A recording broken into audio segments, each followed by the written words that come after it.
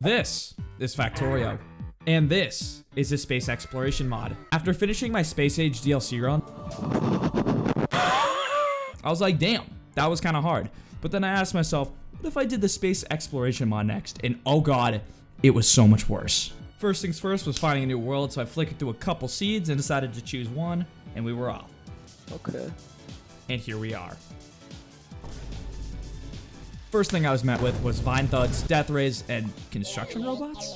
What the fuck? And with that, the factory is started. So we get started with metal, then copper, then coal, a little bit of stone. The factory was growing quickly. Everything was going good. Everything's powered by coal. I know my life going into this mod pack was going to be a living hell. Not once did I ever think, though, that the authors of AAI Industries would make everything powered by coal in the beginning. This raises a bunch of logistical challenges, like how are we going to power everything with coal in the beginning? Every building that would normally be electric, now you have to figure out how to funnel coal to. I didn't feel like manually making a belt of coal for every single building that needed it, so I didn't do that. And so the cycle continued. Copper, metal, stone, coal. As the factory slowly expanded, I decided to think of a new plan. I decided to build this factory up to blue science, and I would rotate over to an area with richer resources and more flat land so that I could build an even bigger factory. I'll save you some time and summarize here because the first few hours of gameplay were super boring. But basically, we built the whole factory. Here we got some basic red science, some green science, military science, blue science. We got some red circuits. Use them all to make some stuff for the new base. Here's all the labs. And that's about it for this base. Once I stockpiled up on all the machinery and other stuff that I needed for the new base, I drove around a bit to find a new base location. I also saved up some rocket fuel that I could use for the jetpack once I researched it. I used the jetpack to just look around and try and find some area for a new base and kill some spider nests. I gotta go explore now. Once I found a good area, I got started on a new base. There's one.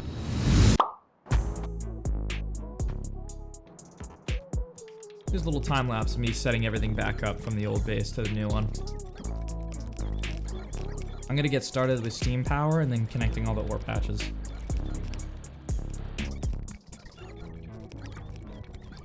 I didn't want to get a train network set up just yet, so I just used belts.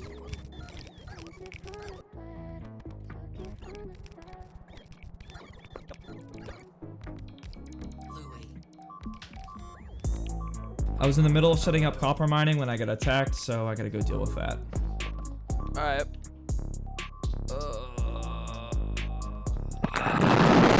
I had to make a temporary cuck box around my iron patch just so the biters would stop feeding on it. I don't have enough resources to make a full-scale wall yet, so this will do. After that, I dealt with a couple more biter nests and started preparing to build. Every time I tried to go to a different place, though, they would pop up somewhere else. Oh, it's all gone. It's all gone. All the power. What the fuck? Oh my god, there's another attack. I was so pissed off from all of these attacks, I decided to obliterate literally all of them. Every nest around my base was getting pulverized until I could figure out a situation for a wall. I hopped in my laser tank made from our previous research and got to work.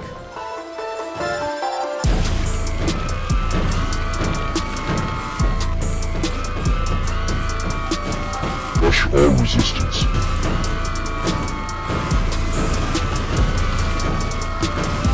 Massacring all of these biters gave me the strength and motivation to continue our conquest of Novice. The construction of the flamethrower wall began, ensuring safety for all of the mega base, and the factory continued to grow. I did forget to record it for a little, but basically here's what happened. This huge rectangle thing right here, yep, that's my mall, and I blueprinted it because I'm lazy. This is power, coal, copper, iron is off the screen, stone, and this is the smelting stack, which funnels everything out of this main bus. I got automated flamethrower production set up as well, and some walls. So flamethrowers are being made while I work on the rest of the base. I also got some basic red science set up, and I started working on the green science, but I didn't finish it. I focused my attention south for a moment, and I saw an oil patch in my base. So I decided to start pumping it to let it accumulate while I got other stuff set up. Put a couple walls around it, get the pump jack set up, I'll funnel it into one pump, and we're set up. Of course, we still need to do refining and oil cracking, so we'll do that. Shout out to whatever mod gives me these huge fluid containers. And now we're done with oil drilling, refining, and cracking. Now that we have all the essential resources that we'll need for a while, it's time to just focus on science and other crucial components off our bus. This is the part where we actually grow the factory instead of just acquiring resources. Let's start by finishing up green science. It's pretty simple, it just takes belts and inserters. The AAI industry mod once again makes our life harder though. By making the initial recipes to craft the components for belts and inserters way more complex. For example, in normal Factorio, crafting a yellow belt just takes metal plates and gears. With the mod though, it takes metal and a single cylinder engine, which by itself needs gears and metal. The inserters also take electric engines, and to craft those we also need single cylinder engines, plus copper cables, plus coal inserters, which also take single cylinder engines. It just makes everything a little more dumb. I guess the mod author just wanted to make every production line a little longer. This is why I blueprinted my mall. Normally I would make it on my own, but I couldn't figure out how to do it with the new production line of everything. Let's finish up military science so we don't have to do it later. It's pretty simple. High piercing ammo rounds, grenades, and walls. Put those 3 into assemblers and boom, I got that done. I noticed that our metal production wasn't cutting it and that we weren't producing enough iron ore. So I started scouting around my base for other patches. Dude, there is no... Oh, there's metal right here. That's far. I noticed the 2 patches far east and decided that now would be a good time to get trains set up. Before we set that up though, I need to expand the wall over to that area so we don't get harassed by the environmentalists. So I built the rails over, got the mine set up, and this is where I realized the power of supersonic trains. Let's try it. To the races.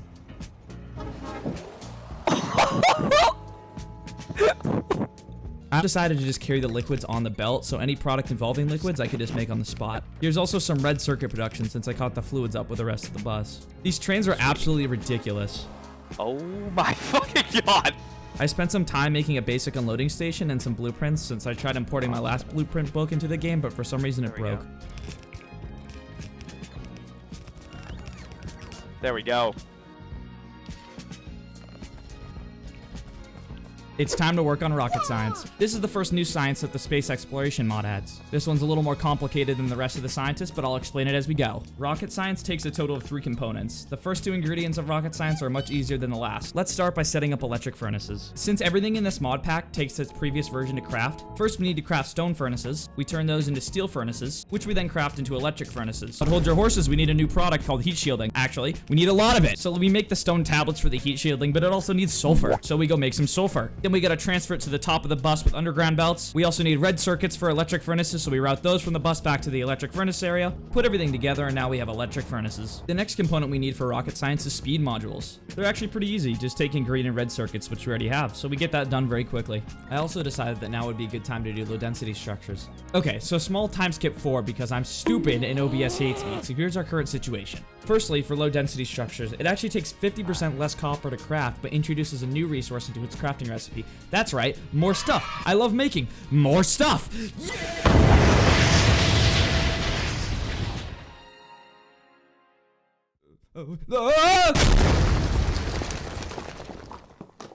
Ow. It needs glass, like a lot of glass. In order to get the glass, we need to crush the stone into sand, then we take that sand and we put it into furnaces to make glass. Anyways, in the end, I got it figured out and I automated low density structures. I also started stockpiling them because I knew I would need them in the future. While I did some off-camera mining, we now have our first satellite rocket silo. I crafted it with my bare hands.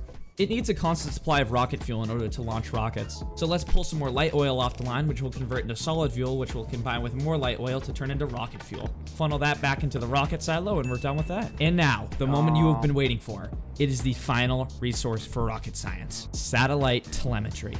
In order to get satellite telemetry, we need to launch a rocket into orbit with a satellite in it. Once we do that, it will send back 100 satellite telemetry into a hole back to Novice. Since we can craft 8 rocket science per satellite telemetry, we can yield 800 rocket science per satellite launch.